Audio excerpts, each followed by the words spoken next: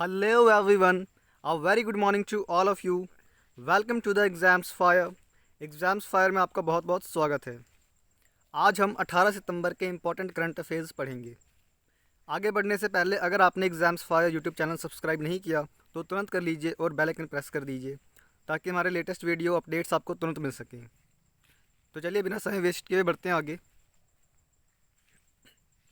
पहला है the Russia direct investment fund RDIF, which is piloting Russia's Sputnik 5 vaccine, currently in phase 3 trials, has partnered with the Hyderabad-based Dr. Reddy Laboratory to test and, subject to regulatory approval in India, supply 100 million doses of the vaccine. रूस direct investment fund जो Sputnik 5 vaccine का संचालन कर रहा है, Sputnik 5 vaccine को बना रहा है, उसने हैदराबाद स्थित डॉक्टर रेड्डी प्रयोगशाला के साथ करार किया है। किसके साथ करार किया है? याद रखिएगा, हैदराबाद स्थित डॉक्टर रेड्डी प्रयोगशाला, डॉक्टर रेड्डी लेबोरेटरी के साथ करार किया है। इस करार के तहत रूस डायरेक्ट इन्वेस्टमेंट फंड भारत में 100 मिलियन 10 करोड़ डोजेज स्पुतनिक 5 दवा का सप्लाई करेगा।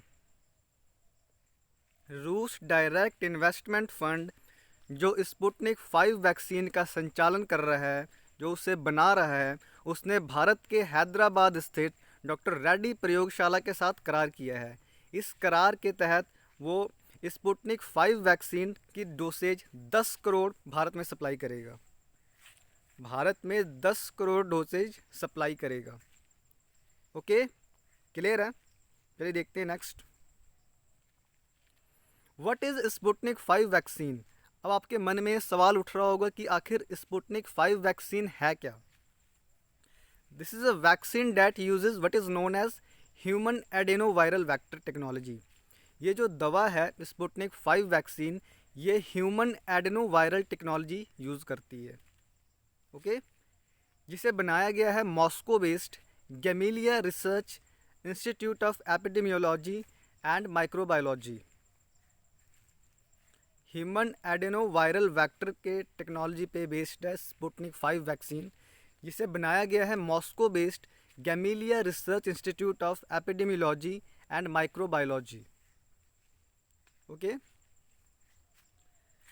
The Sputnik 5 vaccine was approved for public use in Russia on August 11.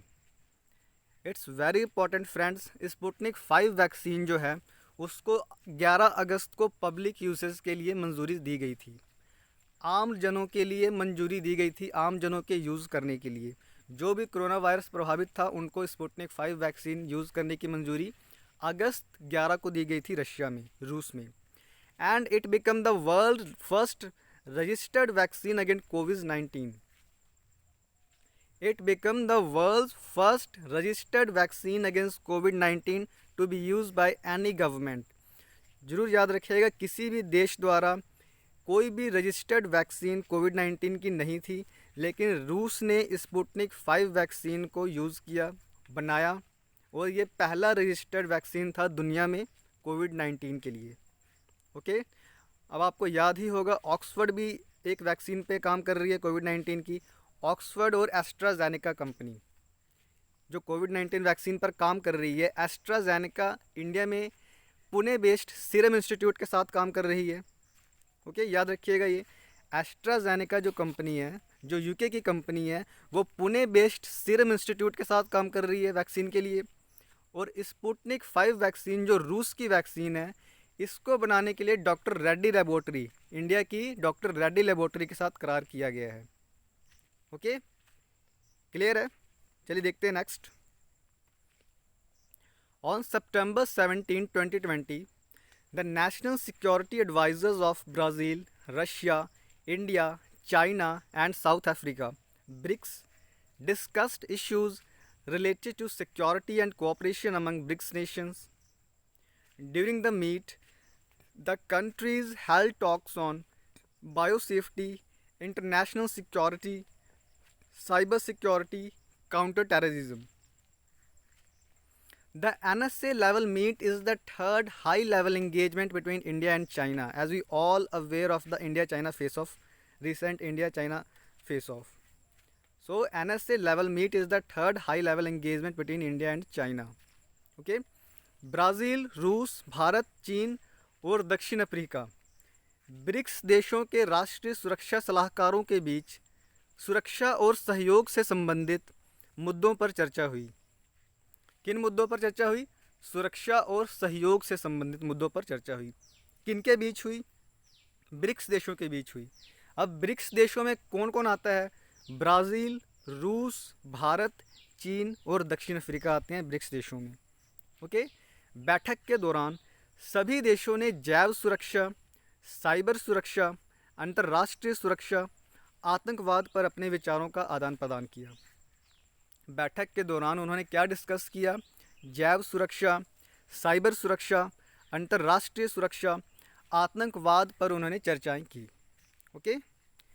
अब भारत के NSA नेशनल सिक्योरिटी एडवाइज़र कौन है? जानते होंगे, अजीत डोवाल है। Okay. Important points for all exams. BRICS जो एक मल्टीनेशनल ऑर्गेनाइजेशन है, इसकी स्थापना 2009 में हुई थी। BRICS formed on 2009। Originally it was BRIC, Brazil, Russia, India and China. जब ये बना था, जब ये ऑर्गेनाइजेशन बना था, तो उसमें साउथ अफ्रीका नहीं था शुरुआत में। वेरी इंपॉर्टेंट फ्रेंड्स, जब ब्रिक्स बना था शुरुआत में, तब इसमें साउथ अफ्रीका नहीं था। तब इसे कहा जाता था brick, Brazil, Russia, India and China. Okay. South Africa ने ब्रिक्स ज्वाइन किया 2010 में। तब ऑर्गेनाइजेशन का नाम जो है वो चेंज होके कर दिया गया ब्रिक्स। पहले क्या था? BRIC, and then BRICS after joining South Africa. पहला ब्रिक्स शिखर सम्मेलन कहाँ हुआ? तो पहला ब्रिक्स शिखर सम्मेलन ये का टेरिनबर्ग, रशिया में हुआ। पहला ब्रिक्स सम्मेलन ये का टेरिनबर्ग, रूस में हुआ। ओके, याद रखिएगा। न्यू डेवलपमेंट बैंक और BRICS development bank. New development bank, जिसे ब्रिक्स डेवलपमेंट बैंक भी कहा जाता है, एक मल्टीलैटरल ऑर्गेनाइजेशन है, मल्टीलैटरल बैंक है, जिसे ब्रिक्स देशों ने बनाया है। उसकी स्थापना कब हुई थी? 2014 में हुई थी। न्यू डेवलपमेंट बैंक, जिसे ब्रिक्स डेवलपमेंट बैंक भी कहा जाता है, इसकी स्थापना 2014 में हुई थी and its headquarter is in Shanghai, China. और ब्रिक्स डेवलपमेंट बैंक, जिसे न्यू डेवलपमेंट बैंक भी कहा जाता है, उसका हेडक्वार्टर कहाँ है? शंघाई, चीन में। ओके, क्लियर है? Let's move on. The Tata projects limited has won the bid to construct the new parliament building. The Tata project has won the bid to construct the new parliament building at a cost of 861.90 crore rupees. The Tatas won the bid, beating L&T, Larsen and Toubro. The construction work is expected to be completed in 21 months. The project will have a common central secretariat, a new triangular parliament building. Tata project limited ने 861 करोड़ की लागत से नए संसद भवन के निर्माण के लिए बोली अपने नाम की, कॉन्ट्रैक्ट अपने नाम किया। किसने? याद रखिए फ्रेंड्स, टाटा प्रोजेक्ट लिमिटेड ने जो भारत में नया संसद भवन बनेगा उसका कॉन्ट्रैक्ट अपने नाम किया है। ये कितने करोड़ का कॉन्ट्रैक्ट है? 861 करोड़ रुपए की लागत से बनेगा नया पार्लियामेंट भवन, जिसका कॉन्ट्रैक्ट टाटा प्रोजेक्ट लिमिटेड ने अपने नाम किया है। टाटा ग्रुप ने लार्सन एंड टोब्रो को हराकर ये कॉन्ट्रैक्ट जीता है। ओके, टाटा ग्रुप ने किसको हराकर ये कॉन्ट्रैक्ट जीता है? Larsen and Toubro. निर्माण कार्य 21 महीने में पूरा होने की उम्मीद है। जो नया पार्लियामेंट भवन है, नया संसद भवन है इंडिया का, भारत का, वो 21 महीने में पूरा करने की पूरी उम्मीद है। ओके, 21 महीने में बन के तैयार हो जाएगा।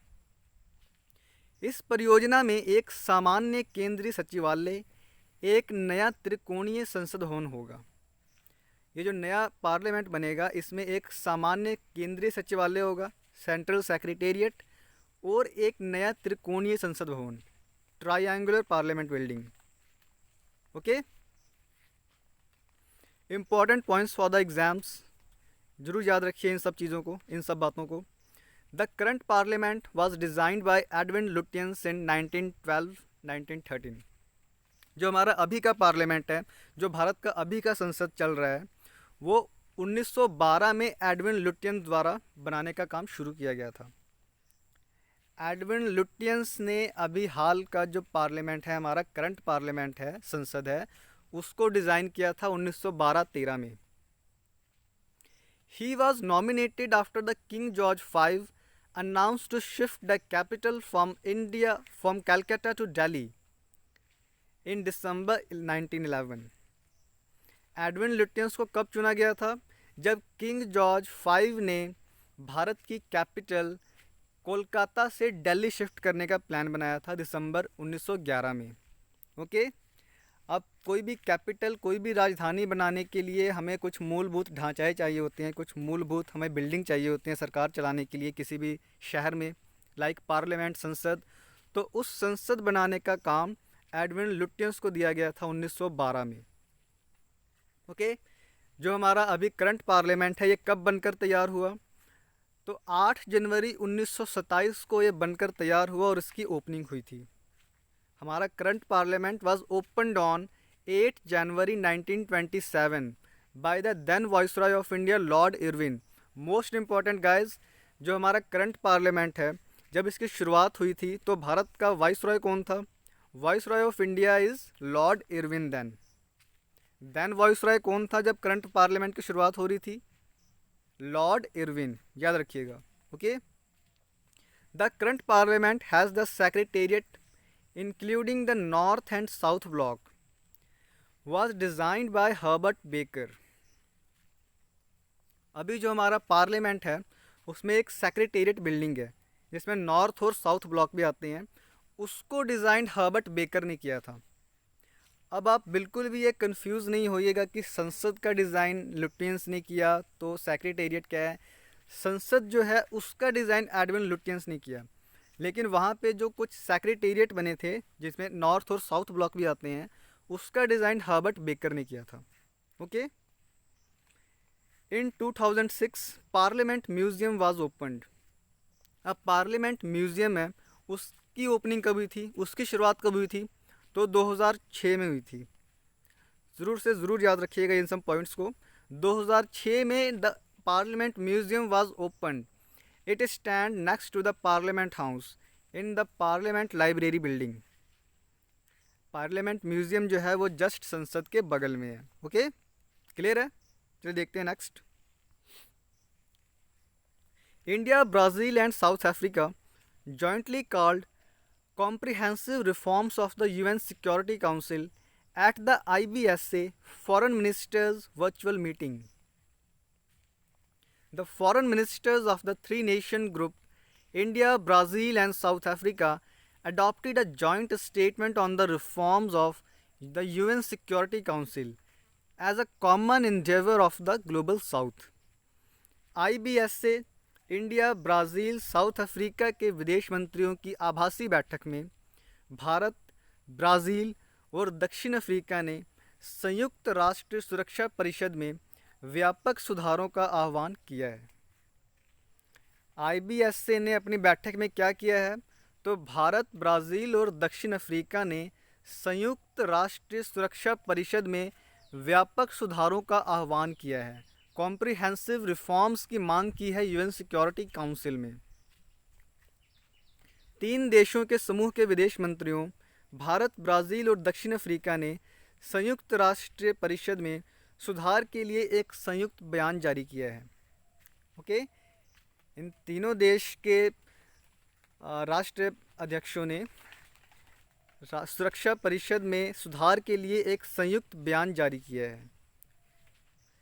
अब आप जानते होंगे UN सिक्योरिटी काउंसिल जो सुरक्षा परिषद है UN का, उसमें भारत भी परमानेंट सदस्य की मांग कर रहा है कब से, लेकिन उसकी वो मांग पूरी नहीं की जा रही है, नहीं स्वीकार की जा रही है। इसमें सिर्फ एक ही अड़ंगा बन के खड़ा हो जाता है, चाइना, चीन। जब भी इंडिया यूएन सिक्योरिटी काउंसिल में शामिल होने वाला होता है तब चीन कुछ ना कुछ अड़ंगा लगा देता है, कुछ ना कुछ बैरियर लगा देता है। ओके, चलिए देखते हैं next. India has been ranked at 116th position in the latest edition of the World Bank Annual Human Capital Index. India has been ranked at 116th position in the latest edition of the World Bank Annual Human Capital Index. As per the report, India's score has increased to 0.49 from 0.44 in 2019. The 2020 Human Capital Index report has included education and health data for 174 countries up to March 2020. In 2019, India was ranked 115 out of 157 countries. विश्व bank के वार्षिक मानव पूंजी सूचकांक के नवीनतम संस्करण में भारत को 116वें स्थान पर रखा गया है। याद रखिए ज़रूर, विश्व बैंक द्वारा जारी किए जाने वाले मानव पूंजी सूचकांक ह्यूमन कैपिटल इंडेक्स के न्यू एडिशन में भारत को 116वें स्थान पर रखा गया है। भारत को कितनी पोजीशन मिली है? 116वां स्थान मिला है। रिपोर्ट के अनुसार भारत का स्कोर 2019 में 0.44 से बढ़कर 2020 में 0.49 हो गया है। ओके, 2020 के मानव पूंजी सूचकांक में मार्च तक के शिक्षा और स्वास्थ्य डेटा को शामिल किया गया है। ये जो ह्यूमन कैपिटल इंडेक्स बनाया गया है उसमें मार्च तक के रिपोर्ट्स लिए गए हैं शिक्षा और स्वास्थ्य डेटा के। ओके, 2019 में भारत को 115वां स्थान मिला था। 2019 में 157 देशों में भारत को 115वां स्थान मिला था और वहीं 2020 में 116वां स्थान मिला है 174 देशों में। ओके फ्रेंड्स, कुछ इंपॉर्टेंट पॉइंट्स जान लेते हैं एग्जाम के नज़रिए से। The human capital index was first published in 2018। जो ह्यूमन कैपिटल इंडेक्स है, मानव पूंजी सूचकांक, इसे पहली बार 2018 में पब्लिश किया गया था, जारी किया गया था। ओके, पहली बार 2018 में जारी किया था और ये तीसरा संस्करण है 2020 में, जब इंडिया को, भारत को 116वां रैंक मिला है। Okay, formation of world bank. World bank कब बना? जुलाई 1944 में बना। जुलाई 1944 में वर्ल्ड बैंक की स्थापना हुई। हेडक्वार्टर कहाँ पे है? तो हेडक्वार्टर वाशिंगटन डीसी में है। Washington DC, America, United States. Who is the president of world bank? World bank के प्रेसिडेंट कौन है? तो प्रेसिडेंट है David Malpass. Okay, MD and chief financial officer. World bank के managing director and chief financial officer कौन है? तो वो है अंशुला कांत, जो इंडियन है। Motto of the world bank. World bank का मोटो क्या है? Working for a world free of poverty. Working for a world free of poverty. उस देश, हमें उसके लिए काम करना है जहाँ पे पूरी दुनिया गरीबी मुक्त हो। ओके, चलिए देखते हैं next. Government of India launched the national clean air programme NCAP as a long-term, time-bound national level strategy. The program aimed to tackle the air pollution problem across the country in a comprehensive manner. The target is to achieve a 20-30% reduction in particulate matter concentration by 2024, keeping 2017 as the base year for the comparison of concentration. Bharat सरकार ने long term time bound national strategy के रूप में national राष्ट्रीय स्वच्छ हवा programme launch किया। भारत सरकार ने लॉन्ग टर्म, लंबे समय, टाइम बाउंड नेशनल स्ट्रैटेजी के रूप में राष्ट्रीय स्वच्छ हवा प्रोग्राम लॉन्च किया है। कार्यक्रम का उद्देश्य देश भर में वायु प्रदूषण की समस्या से व्यापक तरीके से निपटना है।